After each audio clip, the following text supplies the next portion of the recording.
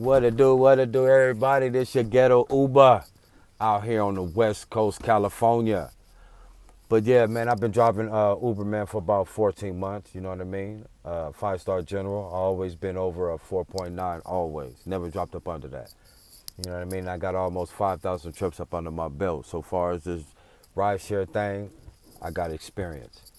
Uh, so basically what I wanted to do, man, was park my vehicle and thinking about renting one of their vehicles. So I want to give you my experience on what I went through and the stuff I went through just by phone calls and internet stuff.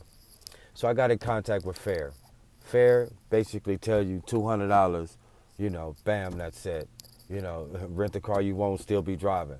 But what they don't tell you is the catch-22 about it is you can't drive for nobody else. But if you choose to try to drive for Postmates or Lyft, you can't do that. Under that program, you can only use Uber. To me, I'm not going to pay you no $800 a month, and then you dictate who I can and can't drive for. I'll be crazy. So I let that one go. So I got in contact with this other company called Rideshare Rentals.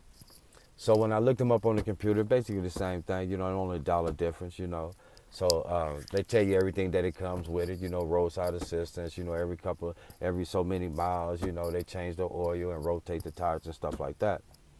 So then they trying to tell you, so then she finally called me back. She was like, hey, sounded so professional and everything like that, but she talked kind of fast. Anytime somebody talk fast, you really got to pay attention to them because it's a catch-22 behind it.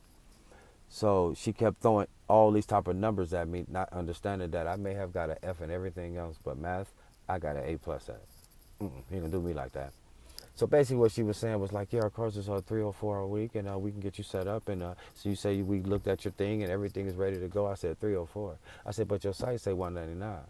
So how does it come up to 304 now? Where is this extra 105 coming from? She said, oh, well, you have to pay for the insurance. I said, insurance? I said, I thought you said your insurance come with the car for 199. This was included. She was like, nah, you get the car for 199 and then you have to pay for the insurance, 105. I said, so you basically telling me I have to pay 700. I have to pay 199 a week, which adds up to $796 a month, and $105 a week, which adds up to $420. Now, to me, don't know car insurance on the streets costs $420. Ain't that the cost of like a Bentley or something like that, or a Ferrari insurance or something like that? I can see for that much, but not for these kind of cars here. So I said, damn, that's like a ripoff. So I end up hanging up with her. These rideshare companies are making so many mistakes. They can be making way more money, but they so greedy at what they're doing. But now just think of it, $800 and $420 for insurance. That's 12, that's 1,200, that's almost 12. Just think how much you have to push to a month to make. That puts you way over your salary limit. And then on top of that, you got to pay for gas. You do. They don't pay for nothing.